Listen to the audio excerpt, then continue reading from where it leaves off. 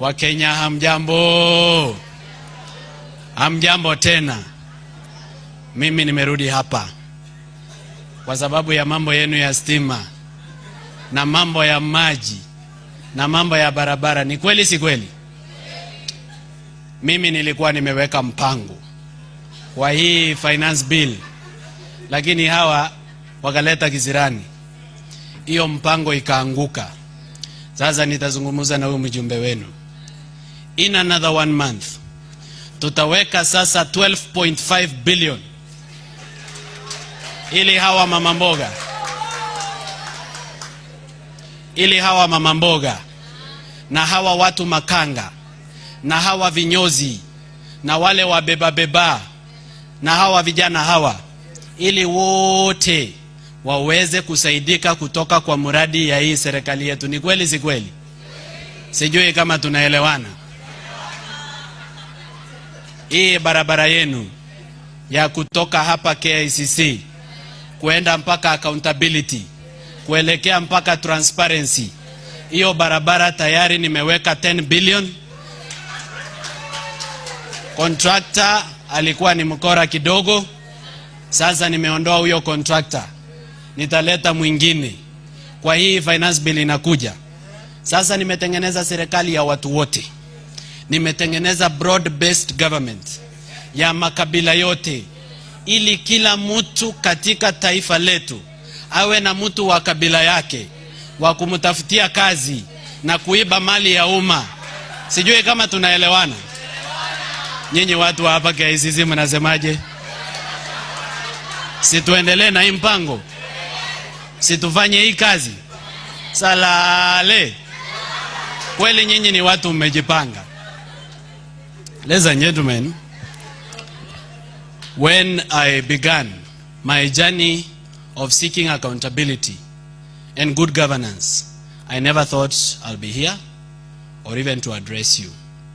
I was a gentleman in my height of life. I'm 28 years old now, very busy. I had my company which employs over 75 Kenyans.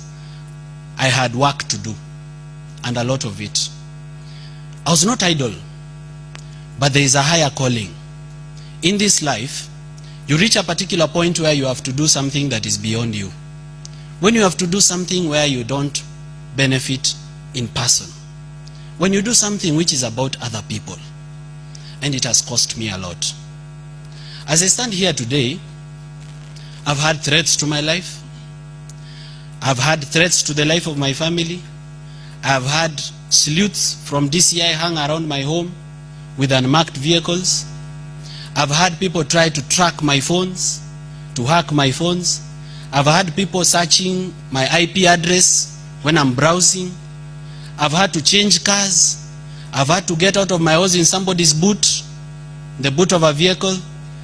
I've had to sacrifice my personal comfort and my personal luxury in the pursuit of a dream of a better Kenya that provides opportunities for the young people of this country to live, work, marry, and grow. And I'm so sad that that future is being stolen by a criminal enterprise that has taken over our governance and our institutions, belittled the value of ethics, demoralized people of good integrity.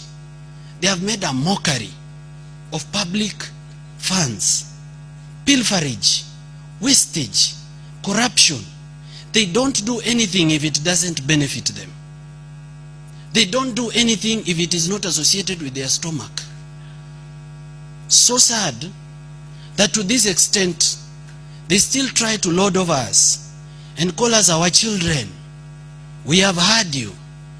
They listen, but they don't do. They listen, but they don't care. Sadly, you, the people of Kenya, have enabled them. You have participated in the fraud. During election, you sell to them your vote at 50 shillings, at 100 shillings, at 200 shillings. You have provided with them with the ammunition to kill us. We need to change.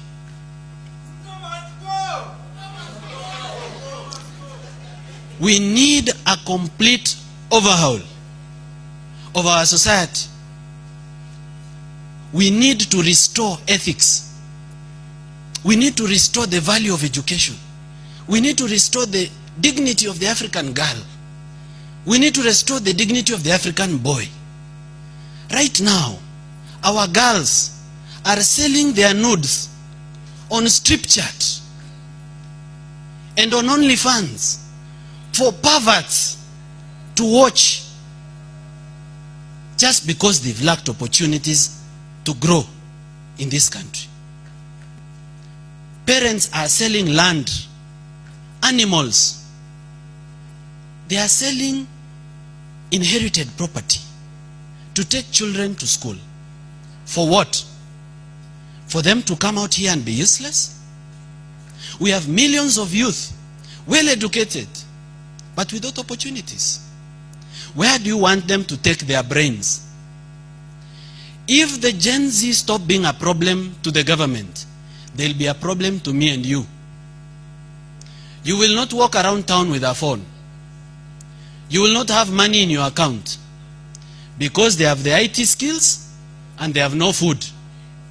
They'll rob you, and it will not be out of choice. It will be because the first instinct of a human being is to stay alive, and they must stay alive. We have a public debt that is odious, borrowed but not to the benefit of the people. We have a debt of 10.4 trillion that cannot be traced to a development project. And we have development projects that are tombstones, abandoned graves, long forgotten, and money that belongs to the public already stolen. I've tried to tour the country.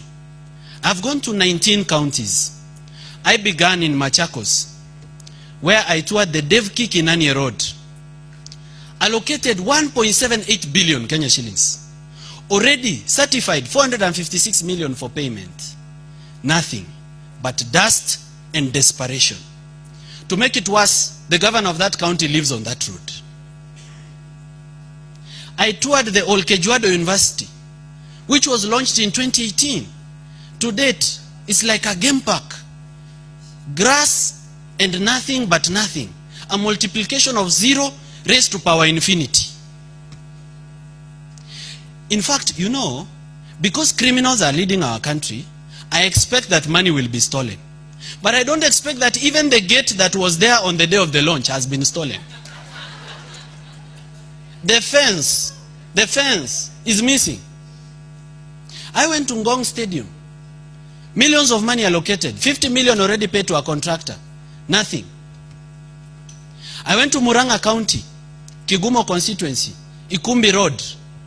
Launched by none other than our president. On the day of the launch, Kenha paid over 1.4 million shillings to a contractor to set up a tent where the president will be shown, you know, this map, this road will pass here, it will go through this place, alafu itakuja pande hii, itapita pande hii. Oh, bas. That is public, and I'm not talking about the fuel that was spent on fuel guzzlers by public state officials to go and launch about a project that they never intended to finish. Where is the money for this project? Because by the time a government is launching a project, resources are available. Yes or no? Do you know where our money goes? Someone takes public funds, puts it in a private account, fixed account, to earn interest, and in a money market fund. Shame on them. Shame on them. They have made us beggars at home. We are beggars in our own country na tuko home. I left Muranga. I went to Nyandarua County. Captain Ndonyonjeru Road. To date, it has been launched twice. It was launched in 2018, launched in 2023. Will the business be launching of roads? It is the worst road I've ever seen in a very highly agricultural productive area where people will have taken milk. You know, milk is quickly perishable. If you don't take milk quickly to the market, it is spoiled. The road is not there since the day it was launched. Twice. I left Nyandarua. I went to Nakuru, where someone bought goalposts for a public primary school, Masinjeri Primary School, 1 million. Football post, goal post, 1 million, Bob.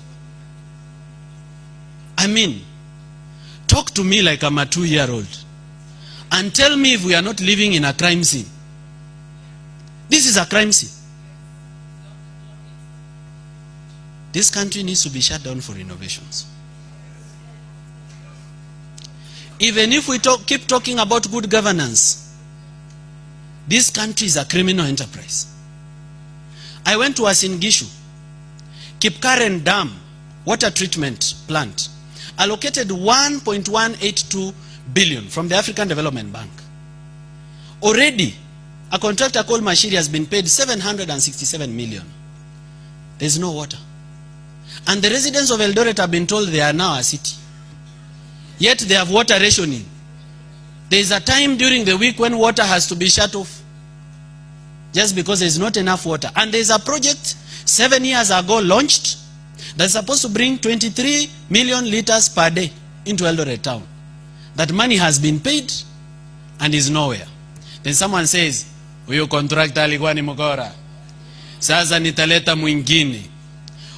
You know, in the Bible, there is a legend of the talents. What did you do with the ones I gave you before you ask for others? What have they done with our money before they rob our pockets for more money? I went to Elgeyo Marakwet County. In 6 months' time, the stadium in Kamarini, which is historic, will be complete. We are in 2024. It is not complete. Public money has been spent. I went to Nandi, Chesumei, to the Deputy County Commissioner's headquarters. Still not in use to date. I went to Kisumu County, Kabonyo Kanyagwal. There is Kabonyo Kanyagwal Fisheries and Aquaculture Project. 2.something billion from Hungary Exim Bank. To date, nothing. Just cows and sheep grazing and children playing in an abandoned tomb. This is not a laughing matter. It should depress you. It should raise your blood pressure to no less than 170. You should be annoyed. You should be disappointed. But you know what? They don't care if you're disappointed.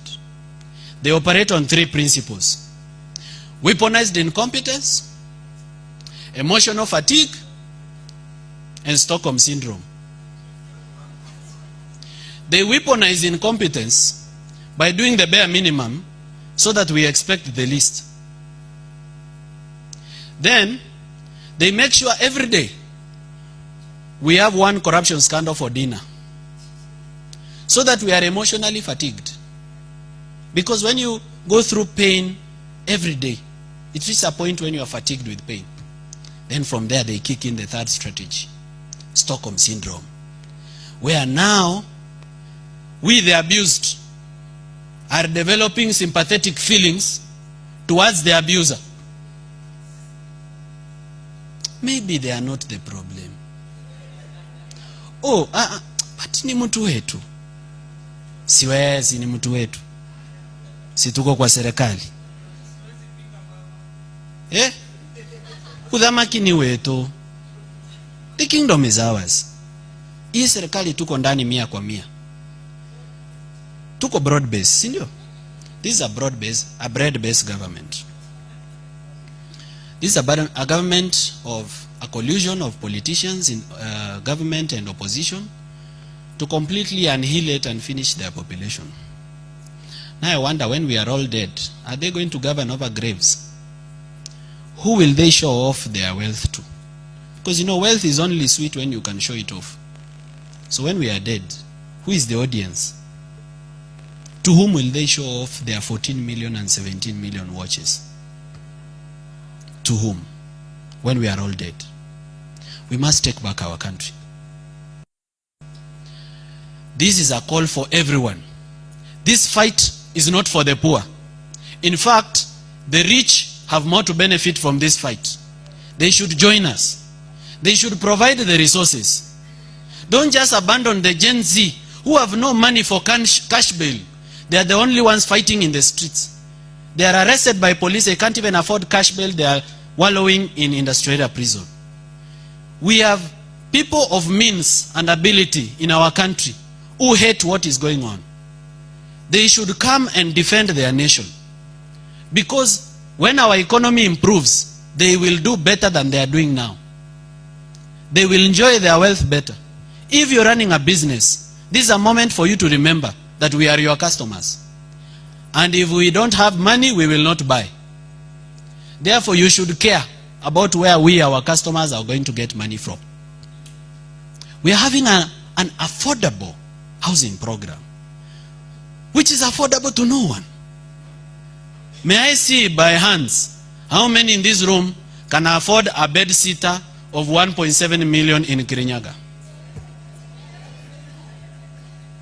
So how affordable is the affordable housing? To whom is it being built?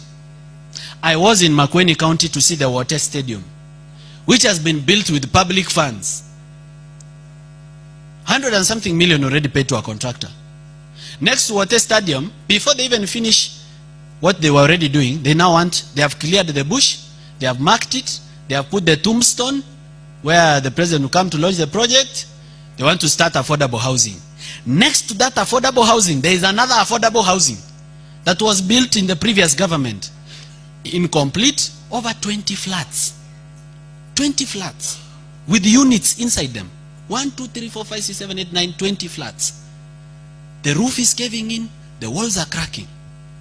We paid 1.6 billion for our embassy in London. And we are still paying 60 million shillings per year for rent at our embassy in London.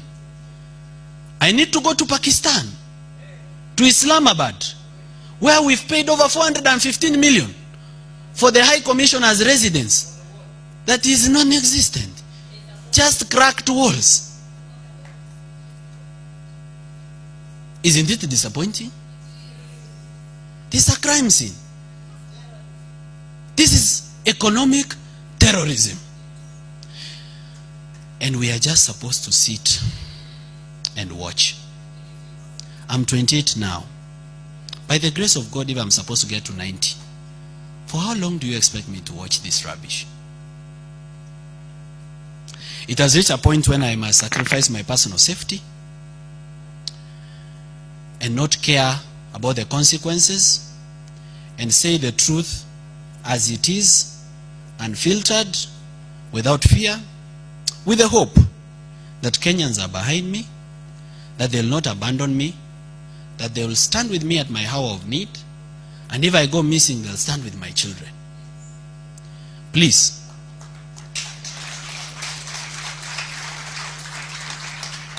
do not be afraid of death. None of us is getting out of this alive. Not even them. We are condemned to die the day we are born. All of us will die. The question is when. And the question is, what did you do with your life? You can live 70 years and do very little. But you can live only 32 years like my late grandfather, Honorable George Morara, and do much. We, the owners of the future of this country, must come out and defend our nation. And the best place to begin is civic education.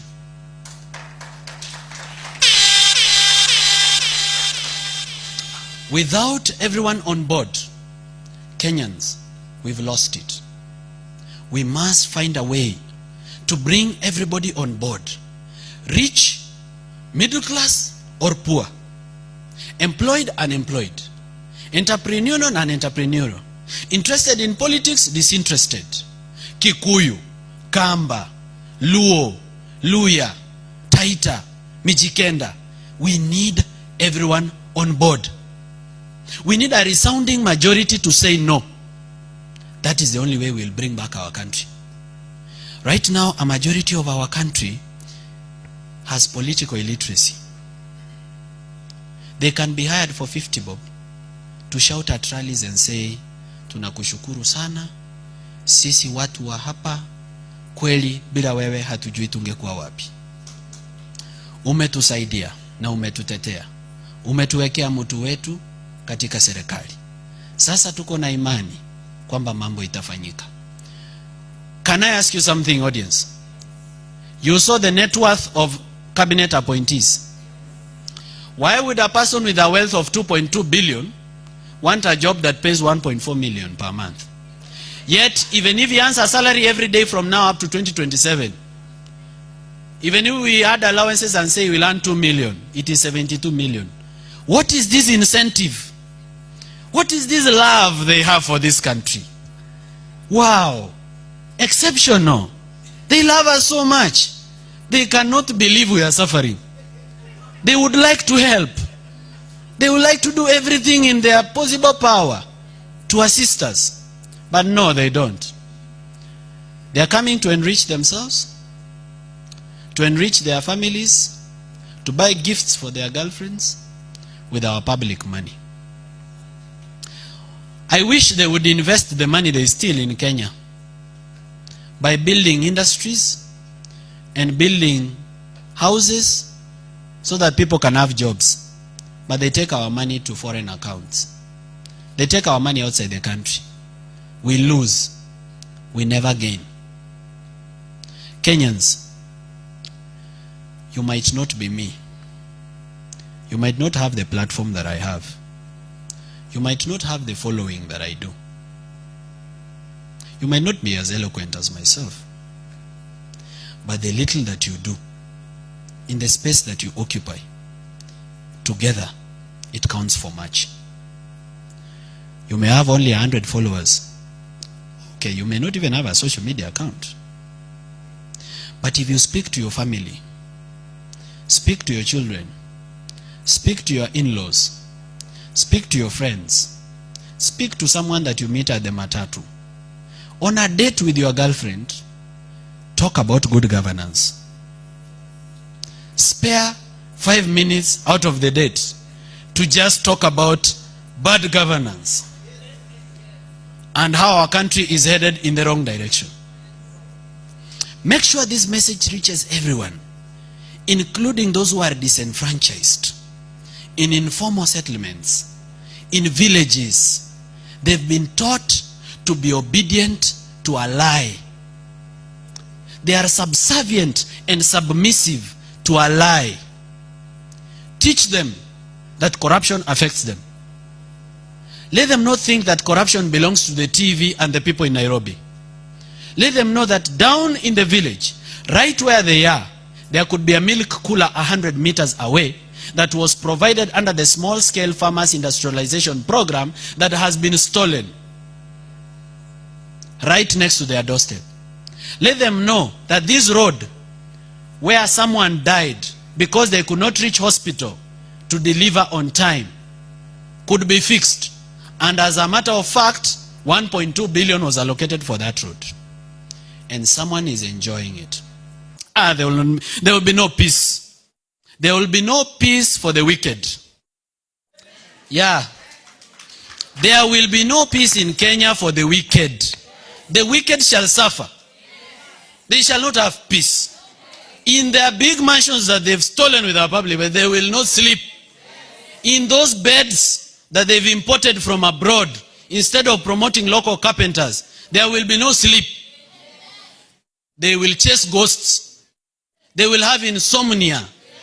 They will go abroad to be treated and there will be no cure. Nothing can cure incompetence. There is nothing that can cure corruption. There is nothing that can cure bad governance. There is nothing that can cure killers. We have dead comrades. We have dead comrades in morgues with bullets, shot by public officers in the name of police who are underpaid. Today I put a tweet on my Twitter account. The government said it has increased the salaries of police officers by 40%. A police officer who was confident enough shared with me his payslip, and is no more than 13%. And in that 13%, there are so many deductions you can even not talk about them. There is even the housing fund. How do you take money from us, build us a house, then again sell it to us? It's an elephant, a white elephant. Ladies and gentlemen, there is something you and I can do. Do not be cheated to think that you are hopeless. Do not leave this for the media. Do not leave this to be just a work of the civil society. Do not leave it for the lawyers to read the Constitution. It is shocking that our Bible has been translated to every local language, but our Constitution has not been translated. We need to translate the Constitution to every local language, because even the colonialists that colonized this country, they came lying to us in the name of religion. They have misused the name of our God, this King Saul and his prophets of Baal. They misused the names of our God by telling us that we are God sent. We cannot be questioned because we have been chosen by God. There is God in heaven, but that God is the same one that gave us resources. It's the same God that gave us minerals.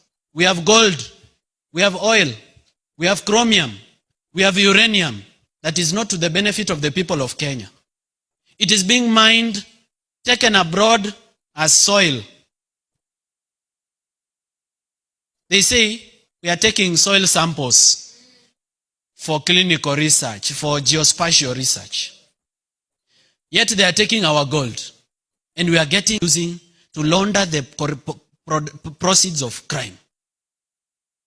Pastors here in Kenya are laundering corruption proceeds. A church owns a beach plot in Diani. A church owns a mall. A church owns a helicopter. On behalf of who? Politicians. We need our country back.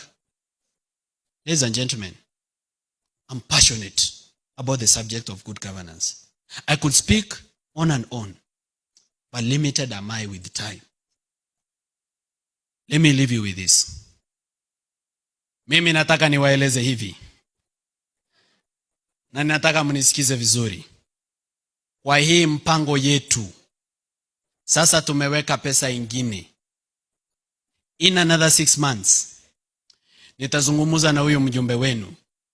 We have over 160,000 jobs za mjengo, real people working, and 5,000 youths on our digital highway.